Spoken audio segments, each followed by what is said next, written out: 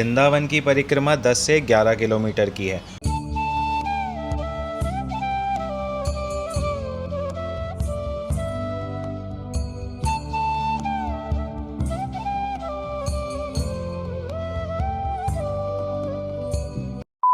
राधा वल्लभ श्री हरिवंश दोस्तों, welcome back to my channel. I hope आप सब ठीक होंगे। मुझे आपको एक बहुत ही ज़्यादा इम्पॉर्टेंट खबर देनी थी। अभी अधिक मास चल रहा है और हम वृंदावन जा रहे हैं परिक्रमा करने।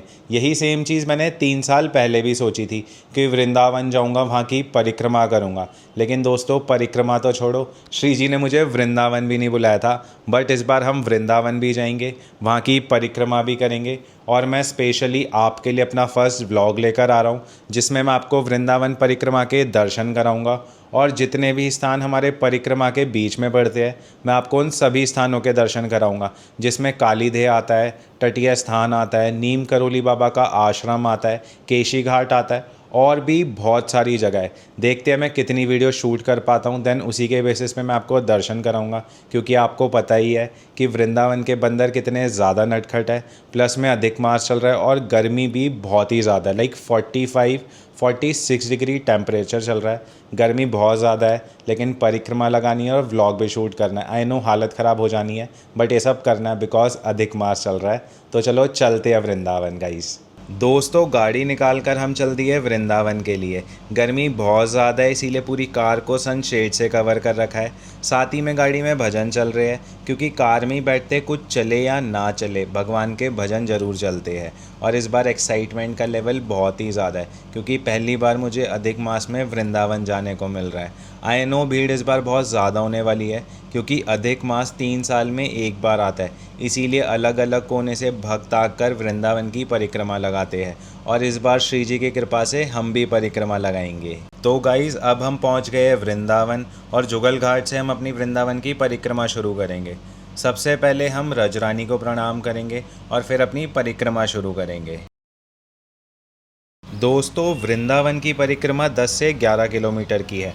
और जब भी हम परिक्रमा करते हैं तो हमें ध्यान रखना होता है कि जहाँ से हम परिक्रमा शुरू करते हैं, हमारी परिक्रमा वहीं पर जाकर कंप्लीट होती है। जैसे हमने अपनी परिक्रमा जुगल घाट से शुरू करी थी, तो हमारी परिक्रमा जुगल घाट पर जाके ही ख़त्म होगी। जुगल घाट के बाद श्रृंगार घाट के दर्शन होते हैं हमें। और इस घाट की ऐसी मान्यता है कि यहाँ पर महाराज के बाद भगवान श्री कृष्ण ने अपने हाथों से श्रीमती राधा रानी का श्रृंगार किया था। जितने भी घाट्स के दर्शन आपको वृंदावन में होंगे, उन सभी घाटों पे श्री राधा कृष्ण ने अपनी कोई ना कोई लीला जरूर करी है, और उनकी उस लीला से ही उस घाट का नाम रखा गया है। अब आओ मैं आपको यमुना जी के दर्शन करवाता हूँ। आप देख ही सकते हो यमुना जी के घाटों पे कितनी भीड़ है। अभी अधिक मास चल रहा है, इसीलिए भीड़ बहुत ज़्यादा है। अदरवाइज़ आप नॉर्मल डेज़ में आओगे तो आपको यहाँ बहुत ही कम लोग मिलेंगे। To be honest, Yamuna ji के किनारे में इतना ज़्यादा सुकून मिलता है। यहाँ बैठ के आप नाम जप करो या हित 84 जी का पाठ करो, तो आपको अलग ही लेवल का आनंद मिलेगा। अब आओ हम साथ में यमुना जी का आचमन करते हैं। दोस्तों, यमुना जी का पानी बहुत ही ज़्यादा गहरा है। थोड़े दिन पहले काफ़ी लोगों की डूबने से मृत्यु हो गई थी। हम भी किनारे से ही आचमन करेंगे। श्री श्याम सुंदर यमुने महारानी की जय। अब हम पहुंच गए चीर घाट के पास। ये हमारे राइट में चीर घाट है। और इस घाट की ऐसी मान्यता है कि यहाँ पर भगवान श्री कृष्ण ने गोपियों के साथ वस्त्रहरण लीला करी थी, जिसका आजकल के लोग बहुत ही ज़्यादा गलत मतलब निकालते हैं। तो इसके ऊपर मैं एक अलग से वीडियो बनाऊंगा, जिसमें मैं आपको इस लीला का पूरा सच बताऊंगा। नेक्स्ट घाट इज़ भ्रमर घाट। भाई साहब, यहाँ पे लोगों का अलग ही चल रहा है। इन लोगों ने ईंटों से अपने घर बना रखे हैं, और इन्हें लग रहा है कि भाई ऐसा करने से इनको वृंदावन में घर मिल जाएगा। भाई मुझे तो यही लगता है कि जब तक श्री जी और ठाकुर जी की कृपा ना हो, तब तक वृंदावन वास मिलना इम्पॉसिबल है। बट ये तो कुछ नया ही देखने को मिला भाई आज। खैर छोड़ो, हमें क्या, हम अपनी परिक्रमा पे फोकस करते हैं। दोस्तों, भ्रमर घाट वृंदावन का बहुत ही शांत और पवित्र घाट है, जो यमुना जी के किनारे स्थित है। इस घाट का संबंध भगवान श्री कृष्ण की लीलाओं से है। और डिवोटीज़ यहाँ बैठकर यमुना जी का सुंदर नज़ारा देखते हैं और ध्यान लगाते हैं। आप देख रहे हो यहाँ पे यूपी गवर्नमेंट घाटों का निर्माण कर रही है, सेम उसी तरह से जैसे उन्होंने अयोध्या में करे थे। अब हम केशी घाट पर है। ये वृंदावन का सबसे मुख्य और खूबसूरत घाट है। पौराणिक कथाओं के अनुसार कंस ने भगवान श्री कृष्ण को मारने के लिए केशी नाम का एक राक्षस भेजा था, जो घोड़े के रूप में आया था, और भगवान श्री कृष्ण ने इसी जगह पर उस घोड़े रूपी असुर का वध किया और सभी ब्रजवासियों की रक्षा की। असुर को मारने के बाद भगवान श्री कृष्ण ने इसी घाट पर यमुना जी के जल से अपने हाथ धोए और स्नान किया, इसीलिए इस घाट का नाम केशी घाट पड़ा। ये वही स्थान है जहाँ पर हमारी यमुना महारानी जी की आरती होती है। आप जब भी वृंदावन आओ, आप यहाँ पर आके यमुना जी की आरती के दर्शन कर सकते हो। गाइस, अब मैं आपको यमुना महारानी के दर्शन करवाता हूँ। ये बहुत ही रेयर दर्शन है, तो आप खूब प्रेम से इनके दर्शन करो और इनका आनंद लो। ये केशी घाट की दूसरी साइड है और जनरली यहाँ पर बहुत ही ज़्यादा भीड़ रहती है, क्योंकि यहाँ पर लोग चाय पीने आते हैं। और अब ये स्पॉट इतना ज़्यादा फेमस हो गया है कि यहाँ पर लोग चाय पीते पीते यमुना जी के किनारे बैठ के आनंद लेते हैं। टू बी ऑनेस्ट, लोगों को देख के तो मेरा भी मन कर रहा है कि मैं भी बैठ जाऊँ और चाय पीऊँ, लेकिन दोस्तों परिक्रमा पूरी करनी है और गर्मी बहुत ज़्यादा बढ़ने भी लगी है। दोस्तों, आप देख ही सकते हो कितनी ज़्यादा गर्मी है। सूरज बिल्कुल ऐसे आंखों पे पड़ रहा है, कुछ दिख भी नहीं रहा है, इतनी गर्मी में परिक्रमा लगा रहे हैं। आप सब राधे राधे ज़रूर लिखना कमेंट्स में। चलो आप मेरे साथ आप भी परिक्रमा लगाओ। राधा वल्लभ श्री हरिवंश।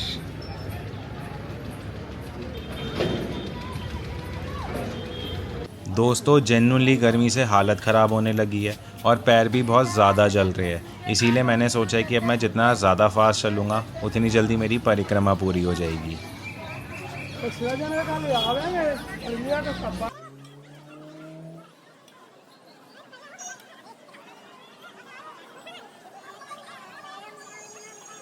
अब हम आ चुके हैं जगन्नाथ जी के मंदिर, जो ज्ञान गुदड़ी में जगन्नाथ घाट पर है। और पता है, जगन्नाथपुरी में हर 12 से 19 साल में श्री विग्रह चेंज होते हैं और नई श्री विग्रह में ब्रह्म पदार्थ की स्थापना होती है। और जगन्नाथपुरी में जो पुराने श्री विग्रह थे, वो वृंदावन के इस मंदिर में लाए गए थे। तो आप सब जब भी यहाँ पर आके दर्शन करोगे तो आपको बिल्कुल ऐसा ही लगेगा कि आप जगन्नाथपुरी में हो और आप साक्षात जगन्नाथ जी, बलभद्र जी और सुभद्रा जी के दर्शन कर रहे हो।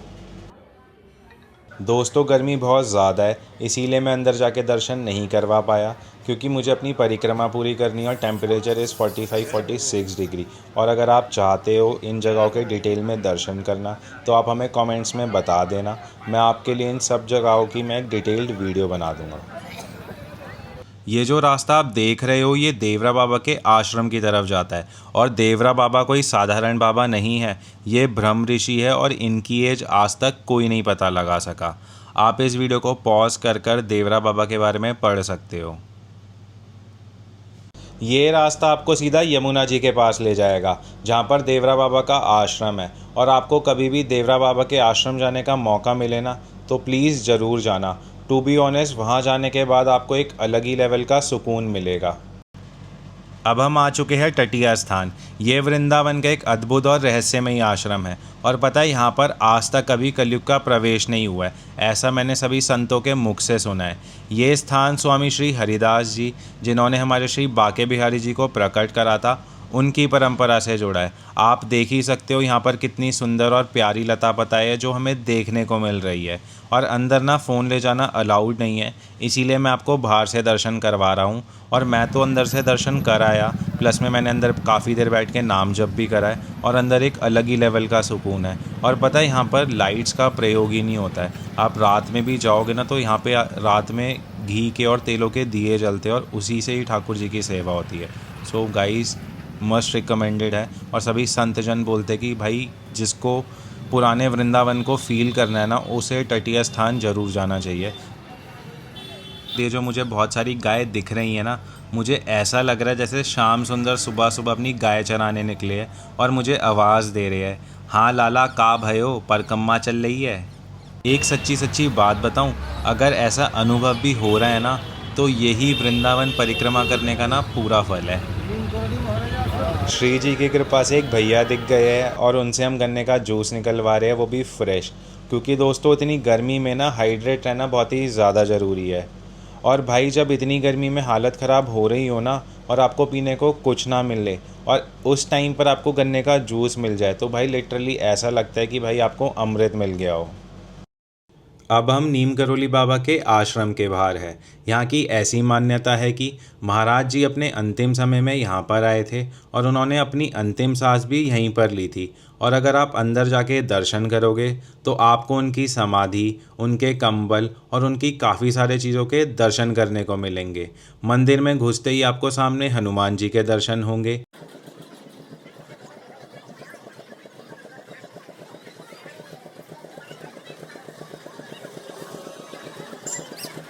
इनके दर्शन तो आपने डेफिनेटली करे होंगे। ठाकुर जी का ये स्वरूप इंस्टाग्राम पे बहुत ही ज़्यादा वायरल है और हो भी क्यों ना, ठाकुर जी अपने गोपाल स्वरूप में, वो भी अपनी गैया के साथ विराजमान है। इस आश्रम से तो आप सब फेमिलियर होंगे। ये अनिरुद्धाचार्य जी का आश्रम है जिसे हम गौरी गोपाल आश्रम के नाम से जानते हैं। आप कभी भी यहाँ पर आओगे ना, आपको हमेशा यहाँ पर भक्तों की भीड़ देखने को मिलेगी और भक्त हमेशा आतुर रहते कि उन्हें कैसे ना कैसे करके महाराज जी के दर्शन हो जाए। और जेन्युइनली ना महाराज जी का नाम सुनते ही ना मेरे दिमाग में बस एक ही चीज़ आती है, कोई आपसे प्यार क्यों करेगा। भाई इस गर्मी बहुत ज़्यादा हो रही है, इसलिए हमें अंगोछा लेना पड़ा। देख ही सकते हो कैसे हम अपना मुंह कवर करके चल रहे हैं।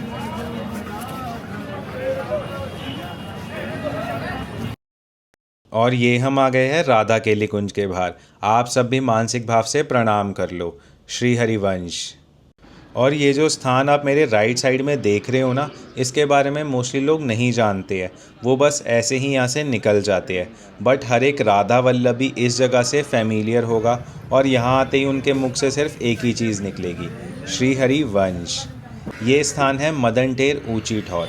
जब श्री हरिवंश महाप्रभु जी हमारे प्राणधन श्री राधा वल्लभ जी को लेके वृंदावन आए थे, तब उन्होंने राधा वल्लभ जी को यहाँ पे विराजमान करा था। और ये जो आप कवर्ड में कुंज देख रहे हो, ये हमारे राधा वल्लभ लाल जी का प्रथम लता मंदिर है और कई वर्षों तक श्री राधा वल्लभ जी इस लता मंदिर में विराजमान हुआ करते थे।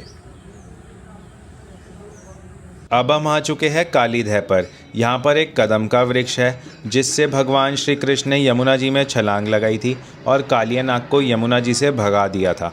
पहले यमुना जी यहाँ तक ही थी, लेकिन समय के साथ यमुना जी ने अपना स्थान छोड़ दिया। लेकिन जब मानसून का समय आता है तब यमुना जी अपने पुराने स्वरूप में वापस आ जाती है और फिर से कालीधै तक आके अपने भक्तों को दर्शन देती है। अब हम मदन मोहन जी के पास पहुंच गए हैं। ये मेरे राइट साइड में श्री राधा मदन मोहन जी का मंदिर है। ये वृंदावन का सबसे पुराना और काफ़ी ऊंचा मंदिर है और हमारे सप्त निधियों में से एक है।